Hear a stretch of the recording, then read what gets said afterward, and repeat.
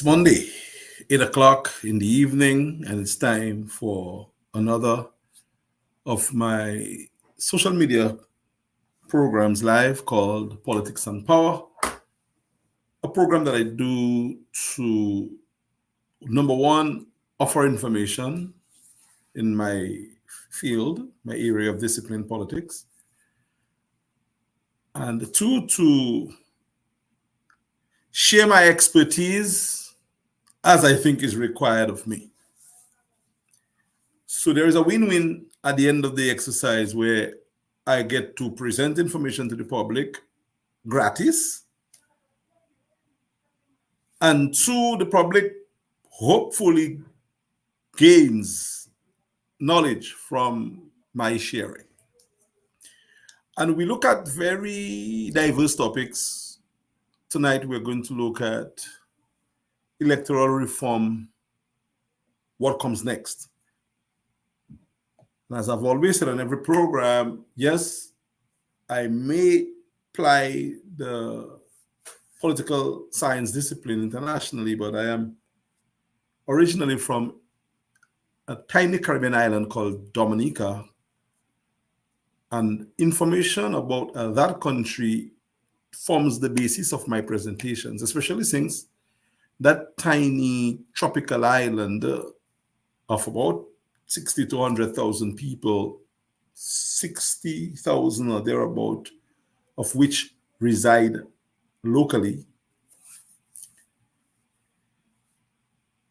That country has had an incumbent government in office for the past quarter century almost, and we are still listed as a democracy, which is, I guess, the case, but a very unhealthy democracy. So I base my discussion on and around that country, but I often veer out into other areas. And even if I speak about the realities of Dominica,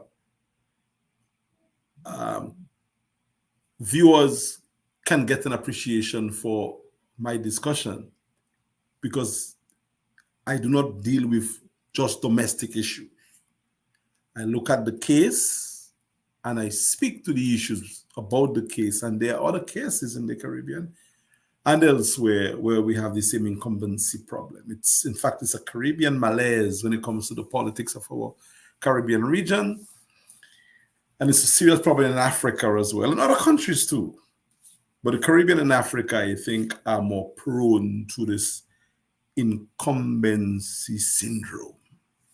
And it goes way back to the colonial vintage, that thing called independence that was handed to countries. And you were told last week you were a colony, this week you are independent. Without knowledge of what independence means, the people created the new little autocracies because the constitution of those countries pretty much came from the crown. So it is easy for a prime minister of a smaller country to become an authoritarian or in full control of the system and the government because they have the power condensed in the constitution so to do. So that is the incumbency issue, and I have discussed that in times past. And I may revisit it. But I wanted to make reference to that before I get into the gist of my program. Countries like America, you will see, created a totally different model of government where there is term limit for the presidency, of course belatedly because it had not started as term limit. It started as 4-year presidential cycle to be repeated over time until FDR went on for a while and they decided, we're going to change it. There is no term limit for people who serve in Congress and the House and the Senate right now, but they have tenure. So 2 years for the House and 6 years for the Senate. But that also goes on unperturbed if you can continue winning. There are, however, some checks and balances in the American system that even if someone works and lives in government for a while, their ambition can be checked. So you hardly find it a thing where a political leader in America becomes Well, they can become corrupt, but the system is collapsed onto the power of one. It is said that there is a particular candidate who has ideas of grandeur in American politics, but we will see how that works out. Because if the American system works well, no one political person can assume authority of the government.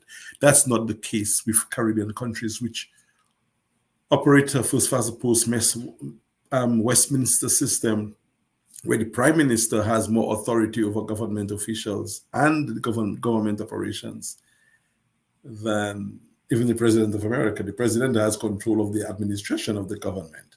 In the Caribbean countries, the prime minister has control of the entire government. And probably sometime I will get into that to show you exactly how that control is exercised by the prime minister. But we will deal with that sometime later. I wanted to deal with the topic that I promised, and we're going to deal with that topic. We have electoral reform. What comes next? Let me just, again, before I look at that for a few minutes, say a couple of things about the profession that I have, which is termed the political scientist, but by trade I'm a professor.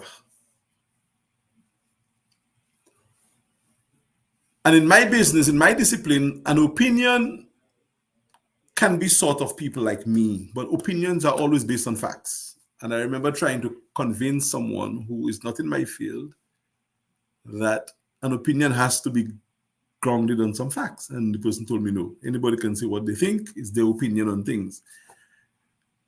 But I don't think that person actually did appreciate the effort I was trying to make to explain why it is that opinion should be based on something factual. Because a lawyer is being asked to present an opinion on a matter.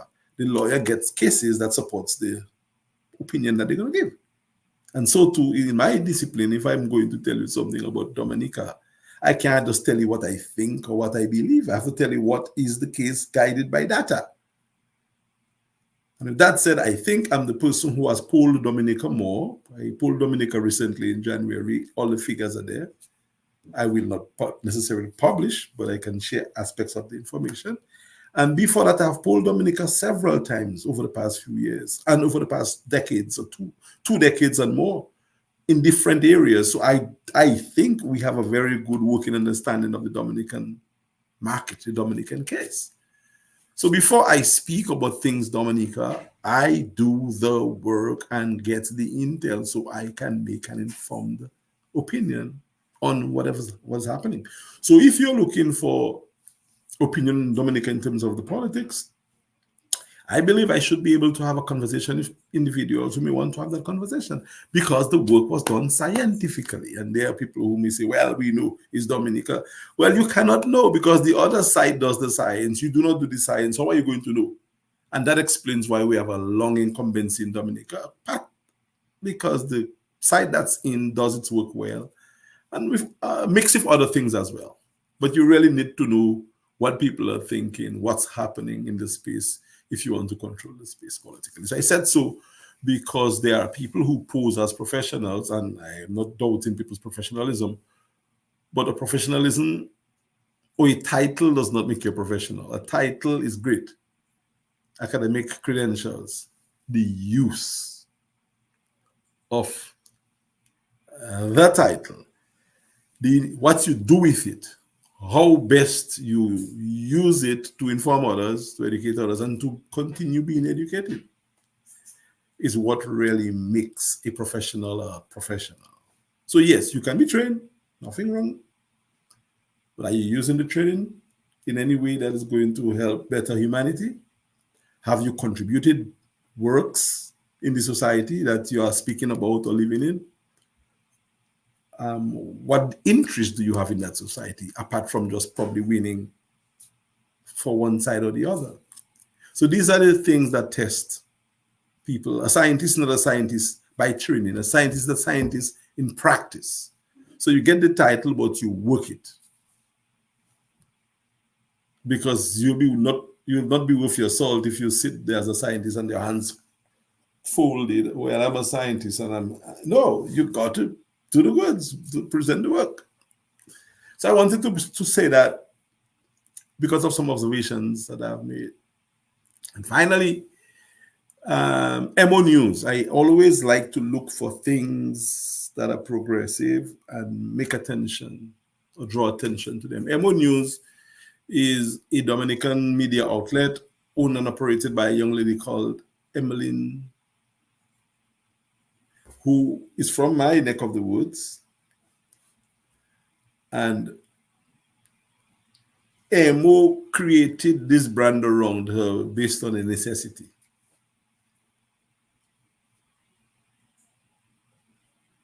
And the brand has been doing well because she has been providing the kind of coverage to events, entertainment happenings in Dominica in a way that no other media had done it.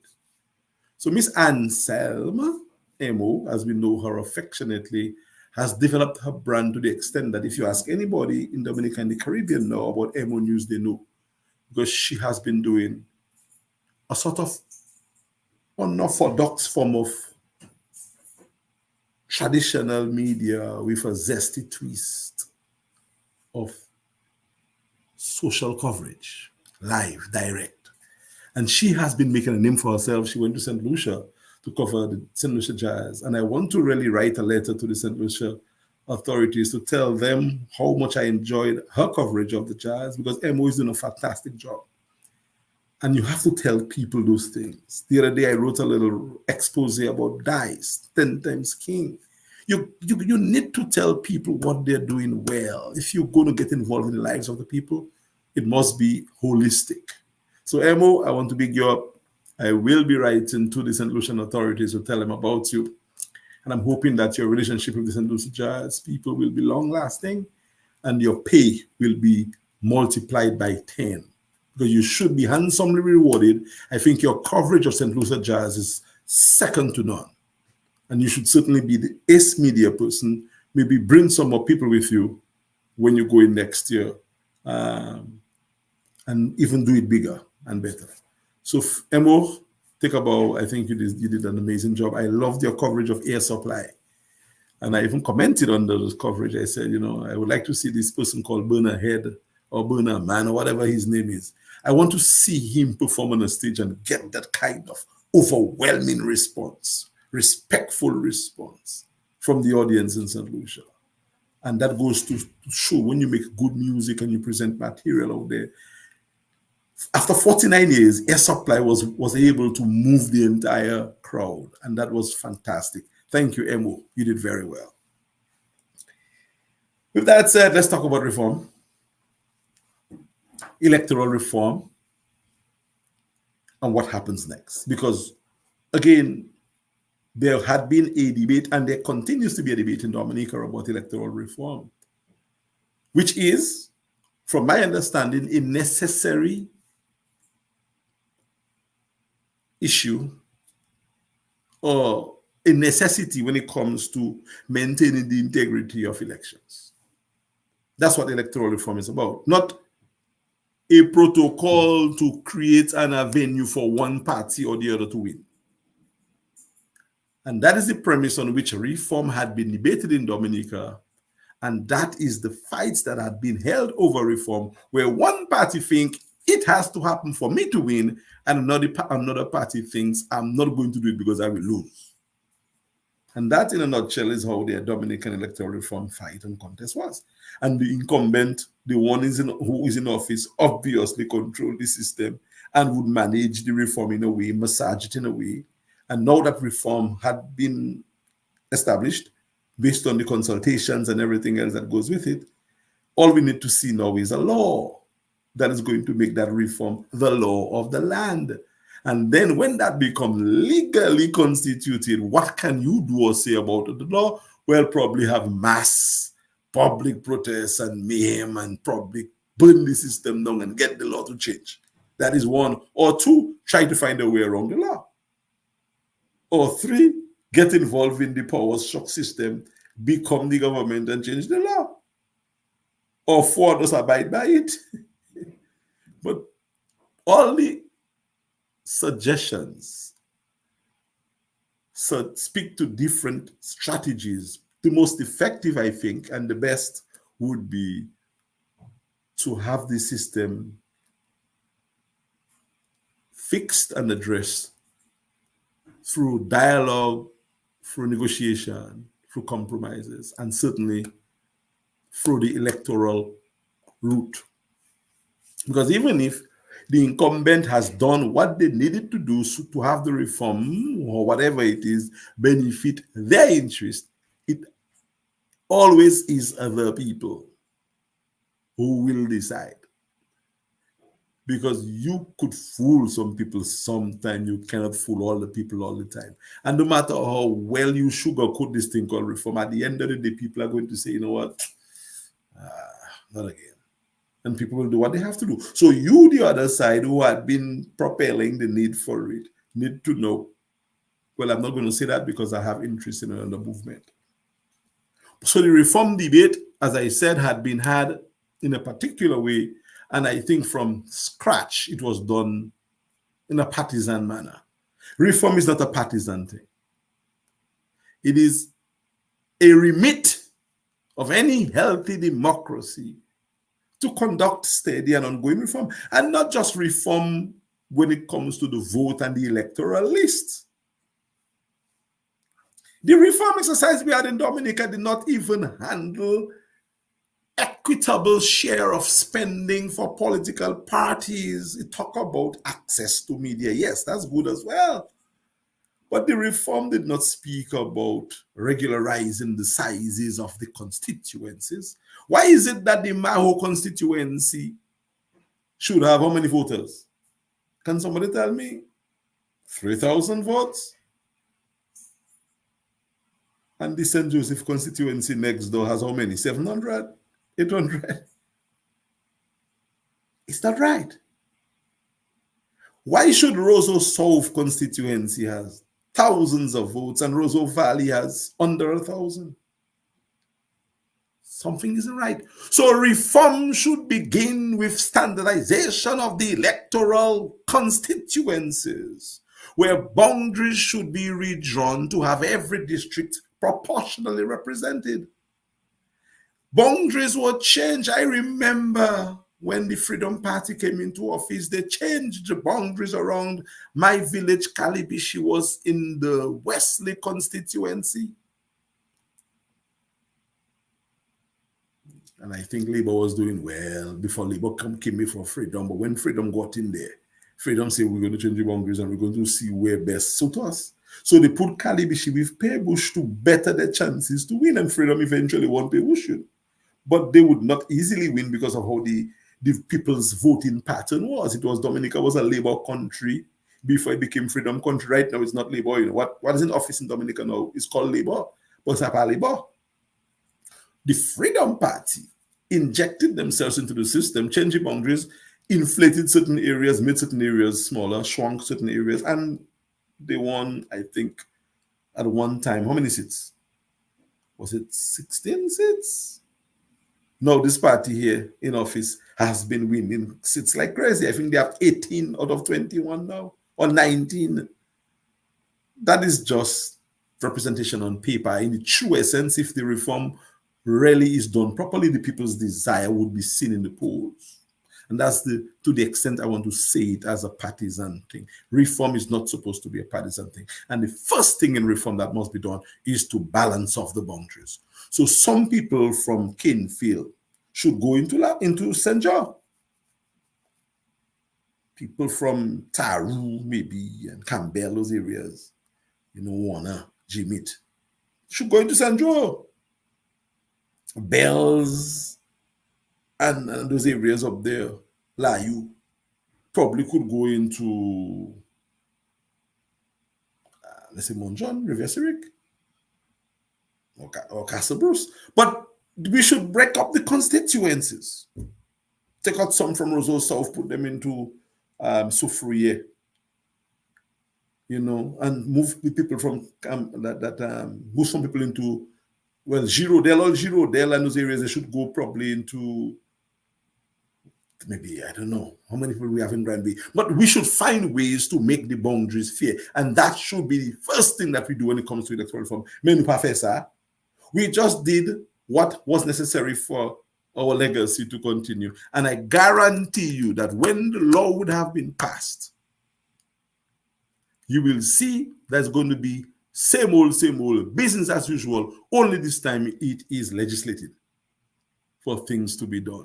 That's going to benefit, I guess, the incumbent. But again, I don't see reform as that. Although what was really had was not quite reform. It was a creation of a particular protocol to assist the incumbent to continue to win. So people are not seeing that yet. Until it land on their doorsteps, they'll say Papa met. But I have seen it. And I said so on the 1st of January, 2024, in my speech that I gave. Who has ears to hear, let them hear. Who has eye to see, let them see. So sometimes I speak and I don't even, it doesn't really matter to me who hears or who doesn't listen or who sees. I know my children tomorrow and their children and people who are going to replace us, they will see that I did make my contribution. And nothing in politics surprises me because these are things I spend sleepless night thinking about. So when it happens tomorrow, I'm not going to say, oui, bon Dieu. I know. And there are some people that I speak to in the politics now that tell me, well, Alex, don't forget about the past. Let us see how it's going to work out. I know I don't work that way in politics. I don't wait to see how it's going to work out. I try to make sure that it works out the way it has to work out. But people tell me, well, don't worry about that, man. And the things you tell me, do not worry about, I had told you, let's do it differently. Now it is not done in your benefit. You tell me, forget it, and let's move on. And let's see what will happen. And I'm not seeing you doing anything progressively to make it happen. So, and one of the things about me again, because I said I'm from Dominica, and half of my life and more was spent hoping on one particular group. 30 plus years, more than half of my life was spent hoping that one group of people will get it right, and they haven't. A quarter century out of office. So some people who are progressive will be progressive, like me. I decided based on what I've seen, and I was in the lion's den, so to speak, and I saw the mistakes. I'm like, no, you cannot do it like that. So because of certain political decisions, sometimes people see you as different and they would want to diminish your worth, although they use your work, but they'd want to diminish your work publicly, use your work privately, so that they gain the power by some magical means.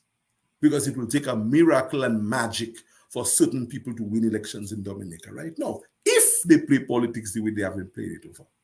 So that's what happened after the reform.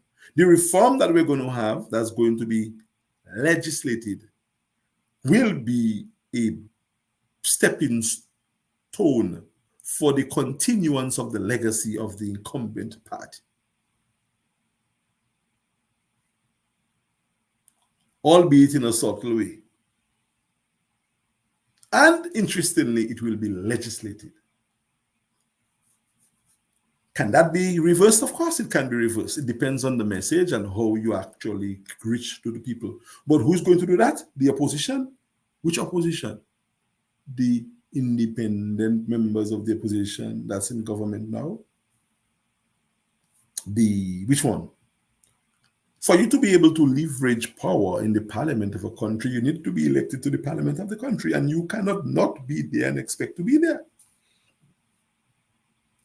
And when you are there or were there and you abdicated your rights to be there politically, electorally, it's going to be difficult for you, more difficult the next time to get those rights again, because power does not always last with people. Power is not owned by individuals. Support is not owned by anyone. Support has to be earned. So when you give up support over a false premise, to get that support back can be a bit more difficult. And certainly to get power can be a bigger trick. And that's a thing I've been saying over and over and over again. And I will keep on saying it because I happen to think that I'm right. And my topic is electoral reform.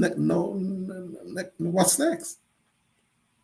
And what I'm saying next is a paved track for the incumbents to continue thriving electorally. Now, does that have to be the doom of our people? No. There are ways around it, and that's what I'm willing to sit and speak with individuals about. Pay me my price, or people who understand it, I hope, and let them assist us to deal with getting out of this stalemate. But the rhetoric and the things I have seen of late will not do it, will not cut it. And again, as I said, I am involved in the business on the island, and I will not say everything that I can say because I reserve my expertise for people who actually are investing in me. But as a contributor to the public discourse, I will say certain things. Hopefully, members in the public will get a better appreciation, because one of the things I've been hearing is that people believe that the level of political knowledge in Dominica is appalling. I'm not saying that people say that, because I believe all people are as savvy as any other nation. It is just that Dominicans have not yet seen, in a way that they would like, what it is they would want to replace the present incumbent. And I believe when Dominicans see, no matter how much you try to bamboozle them, they will say, you know what, time will pack up. Until such time, I think the incumbent will run supreme in Dominica's politics. And I feel as if I have dealt with the topic, I have handled it. I do not know that there is anything else I want to add to what I have contributed. So I'm going to begin to wind up, because one of the things I do as well, I don't go on and on and on and on and on and on and on. I get with the issue, I deal with it, and I get out. So I would have done my beat on a Monday evening on my Politics and Power feature, where we dealt with the topic electoral reform. Now what? And the discussion I had about Dominica can be applied to any country where there is an incumbent that is in place, and they do things to make sure that the legacy of winning continues.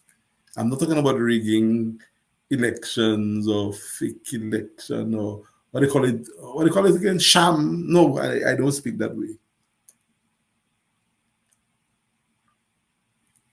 Probably could very well be, but that my narrative does not allow me to get down in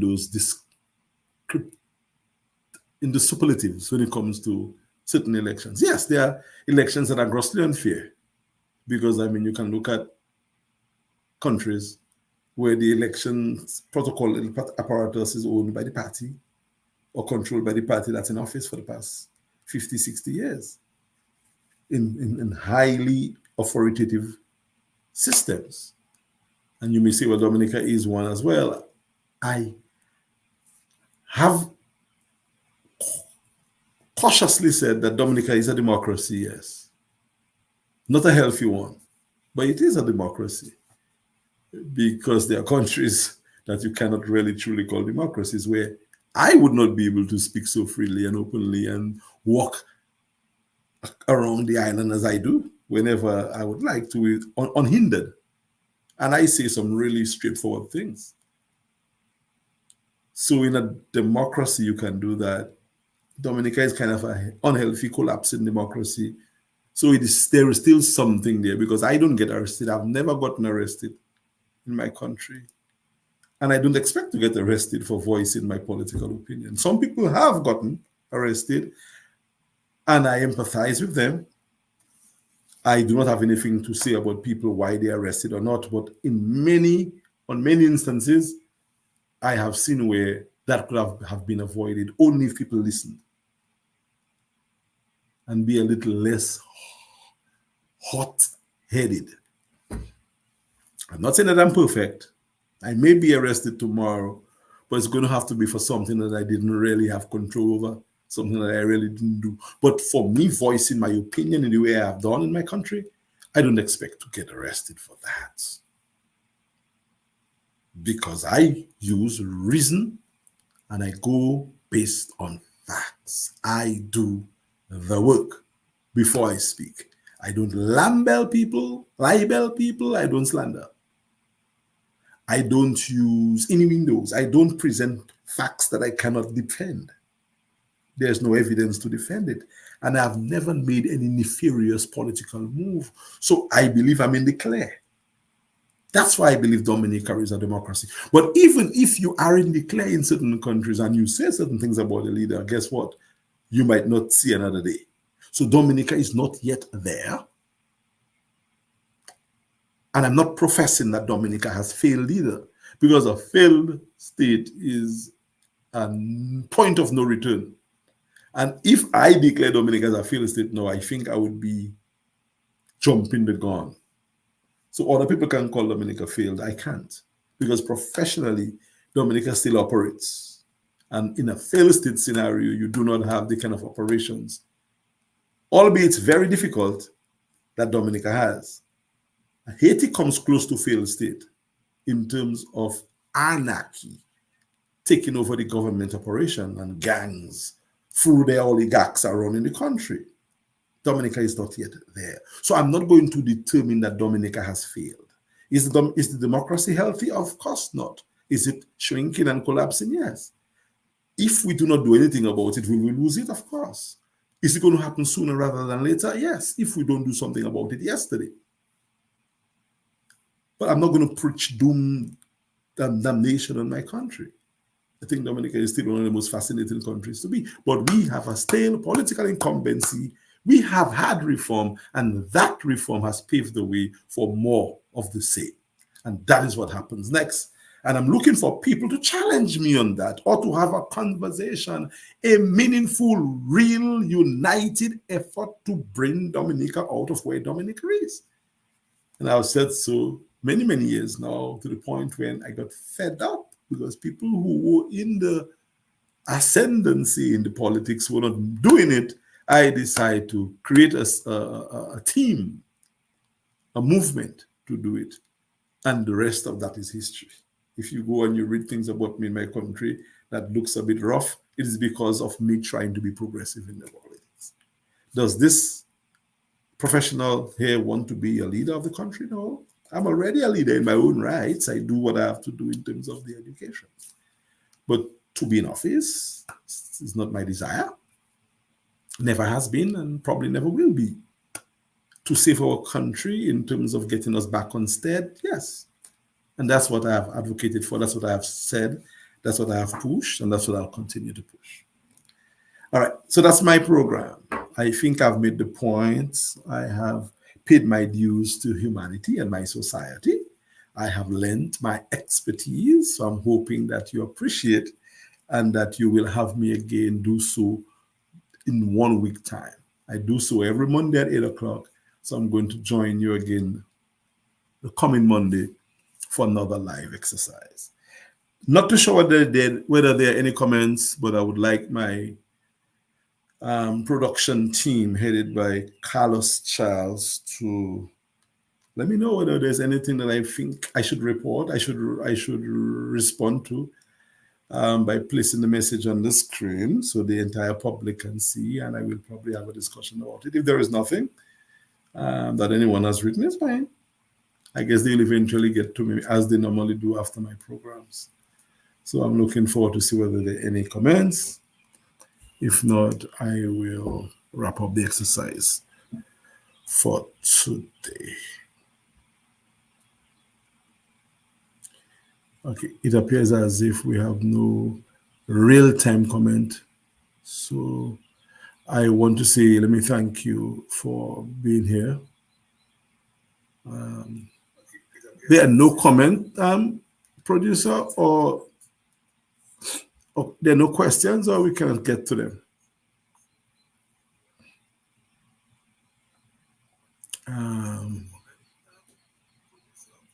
I think I'm seeing a couple on my end. Let me see if I can just delete them very quickly before I end up.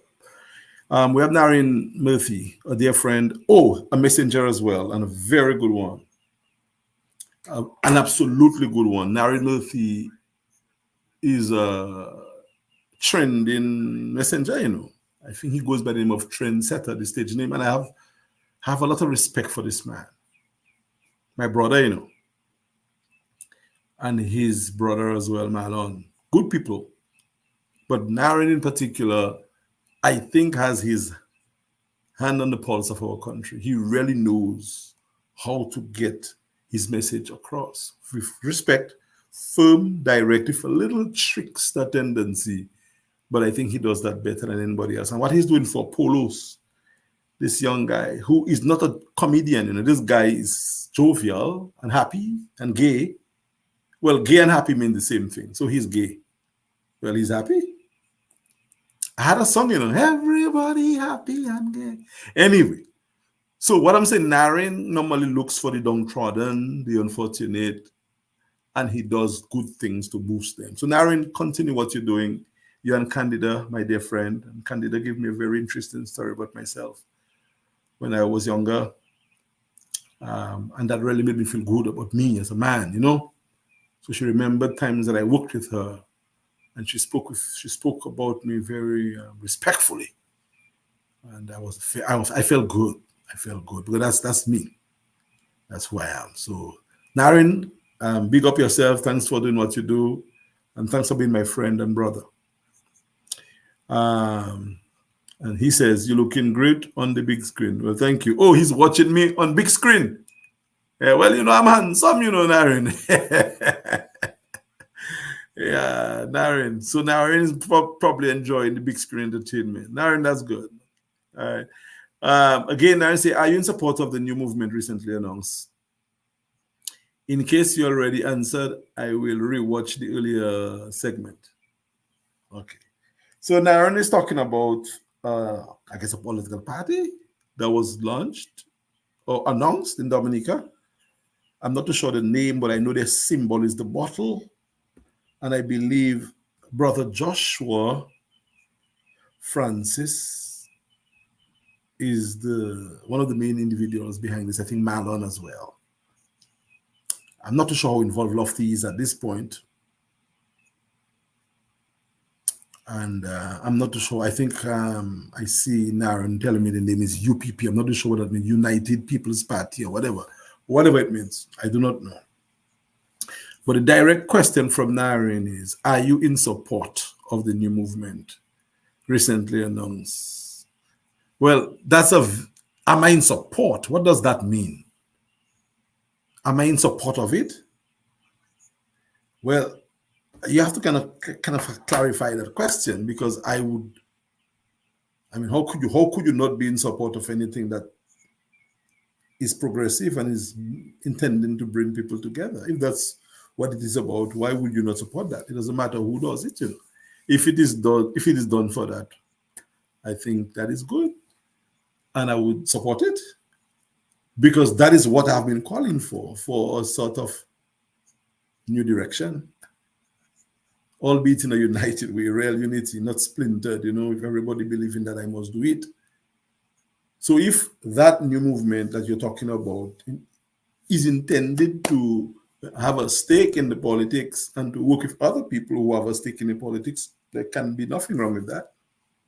Nothing, absolutely. I don't see any issue with that. There should be no belly aching over this. And in fact, I call for the creation of more parties, more groups, more interests. Because for you to really have a stake in the politics, you should have a party, which is why I got involved with the creation of two. And the latest one, which is, I think, one that is built on this platform of real unity. The Team Unity Dominica, I think, holds most promise for that kind of agenda. Because when you read the constitution of TUD, you will see what TUD stands for. And if that new movement is all about what we think Dominica needs right now, why not? So, yeah, man, I think it is good, Naren, and no one should have any issues with any new party, any new movement. We should welcome and work with it if it's progressive enough. And we will eventually see if it is progressive enough. So that's my view on it, you know. Petrocarbon says, good evening, great explanation of electoral reform. Benefits if done properly. Yes. Reform is not done for a party, it's done for the system, for the country. And if it is done well, it benefits the people.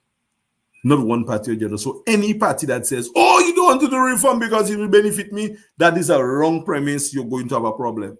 And reform becomes a partisan thing.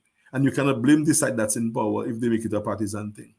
Because you tell them what it is that you're thinking of. Reform should be a thing for everybody across the board to say, you know what, yeah, we really need to have a up-to-date system. It's like a bridge. If a bridge is not has been around for a while and is not functioning well. What do? You build the bridge in the interest of the country. So reform is like a bridge to our government.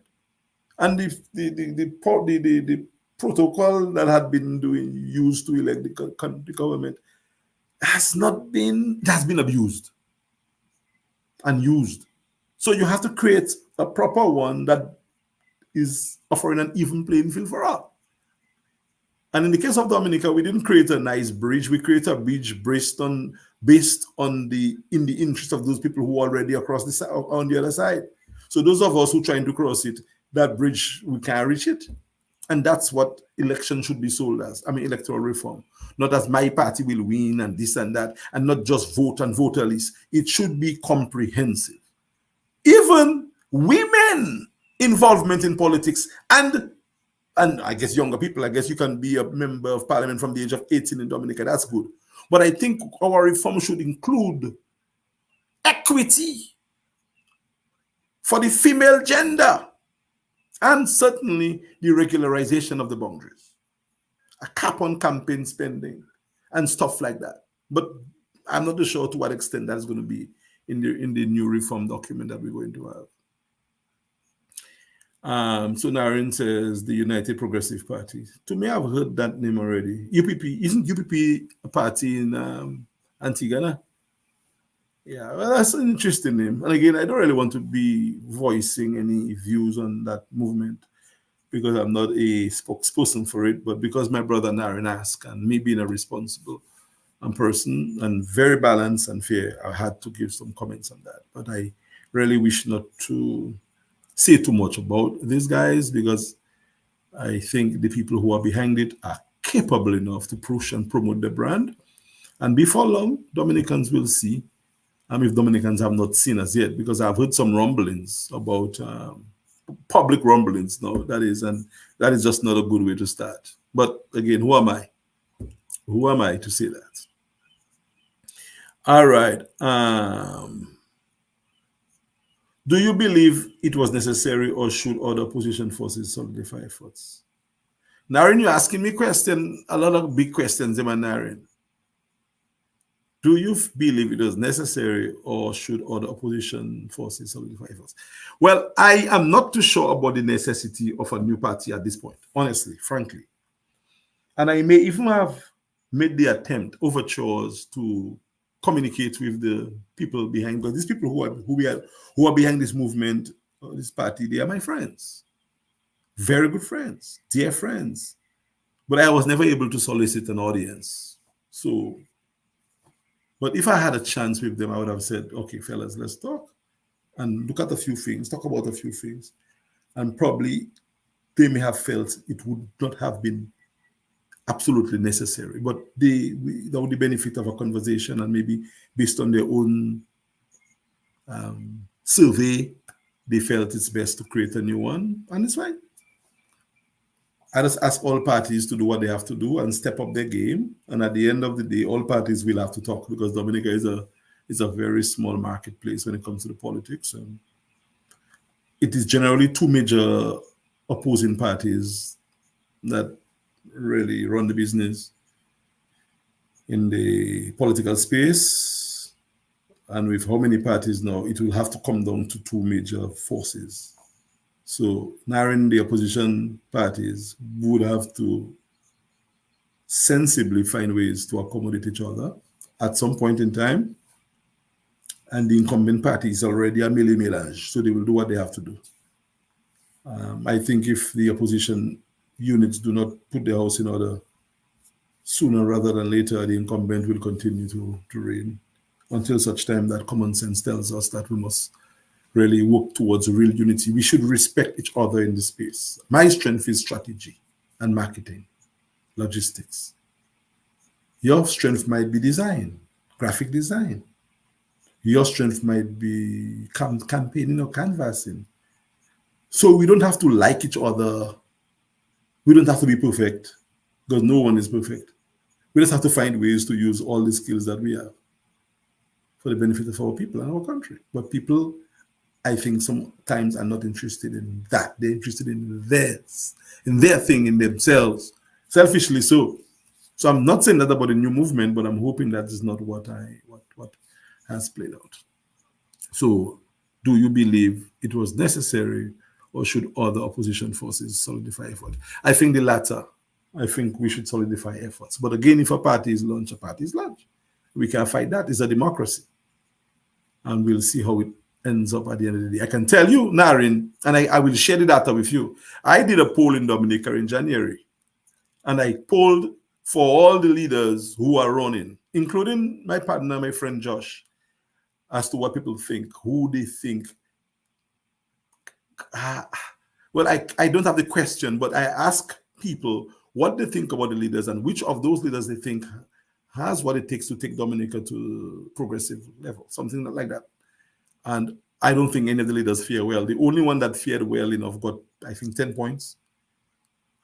And overwhelmingly people said, none, something different.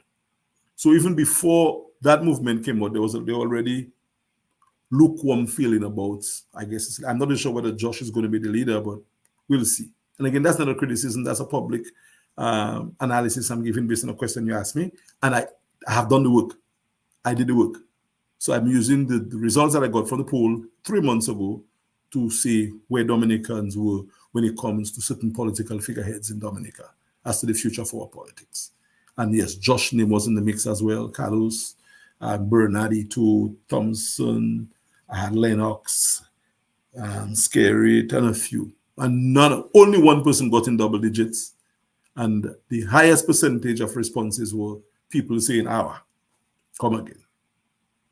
So again, as I said, I do not know. I'm not the only person who knows. Mamo told me one time, less people can wait on that. So they might have done their work and they know what they're working with. So we will see. I guarantee you, some point in time, all the opposition parties going to have to have a conversation. Maybe not now, but it eventually will happen, Naren. All right, Naren, I think I've answered that question. Okay, so I think I have answered my questions. Naren certainly was the most not aggressive, the most consistent in terms of the questions, and I appreciate it, Naren. I am happy that you're part of the program. I'm happy that we had some people tuned in. I know that people normally avoid being seen under the live. They sign in incognito because right after the live, you're seeing 40, 50, 100 views. And I've always asked Carlos to explain to me how that happens. So it doesn't matter how you receive the information. I hope you receive it. And I'm looking forward to having conversations with my friends, my fans, my foe, whatever you think about me. Let's just talk through it. And you never know, just a conversation might make a whole world of good or a great difference. So that's my program for tonight. Thank you so much, guys, for being here. I look forward for future engagements with you. Until then, take care and see you next week.